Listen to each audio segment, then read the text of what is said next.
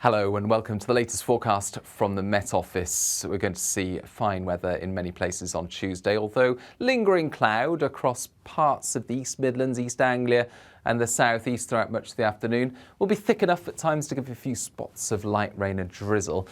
Elsewhere, much brighter skies, and for Western Scotland we've got a few showers moving in with a blustery breeze, but otherwise actually the best of the sunshine will be across Wales, the Midlands, Northern England, Eastern Scotland, Northern Ireland as well, with light winds generally. It's going to be feeling perfectly pleasant, highs of 7 to 10 Celsius. Into the evening, that clear slot continues to edge slowly southeastwards, and as a result we'll see increasingly clear spells developing in the southeast corner. Where we do get some clear spells towards the south and southeast, winds will be light enough so that temperatures will fall, a touch of frost and some patchy fog and mist will form in places. But for parts of Wales, the southwest, northern England, Scotland and Northern Ireland, it will turn cloudier and breezier through the night, with the winds really picking up across the northwest of Scotland along with some heavy rain arriving. So of course that's going to keep things frost-free, 5 to 7 Celsius in the northwest. The coldest conditions will be further southeast.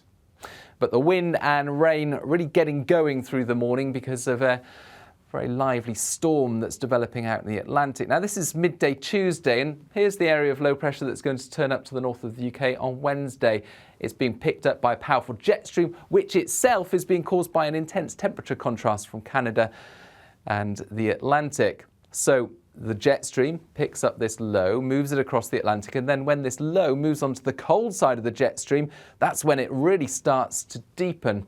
And as you can see, the isobar is becoming very tightly packed together as that low passes to the north of the UK, eventually bringing the worst of its wind and rain to parts of Norway. So this low is following a north-shifted storm track compared with the storms that we saw earlier last week, but it's still going to pack a punch across the far north of the UK. This is the wind gust graphic for early Wednesday, and as you can see, a broad swathe of 50+ mile/hour gusts and 65, 75 in places, with the risk for parts of the far north of Scotland for a time of 85 mile/hour wind gusts. That could cause some damage, could cause disruption to transport, ferries and bridges and so on.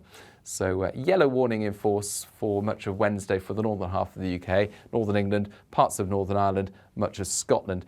The very strongest winds will accompany the heaviest rain as well across the far north and northwest of Scotland during Wednesday morning, before blustery showers follow the main band of rain. That rain sinks south, a wet day to come for much of northern UK, and some heavy rain over western hills in particular. It's all accompanied by 65, 75 mile/hour wind gusts, and as I mentioned, 85 in the far north.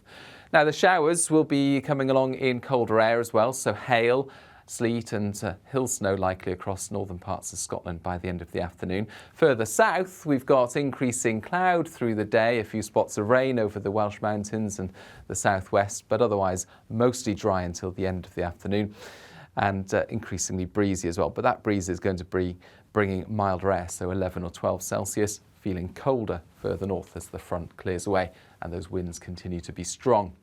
Finally, the winds do eventually relent later in the evening, although it stays blustery in the north. The rain sinks south as a weakening feature, so patchy on and off rain for the Midlands and East Anglia, although largely quite damp across Wales and the southwest as it arrives. And that clears through. So the UK weather continuing to deliver some very changeable conditions over the next few days. And speaking of deliveries, if you are a fan of stamps, just to make you aware that the Met Office has teamed up with the Royal Mail to issue a series of special weather stamps, and they celebrate the history of weather forecasting because the Met Office, of course, is celebrating its 170th anniversary. So these are available for pre-order now if you are interested in them.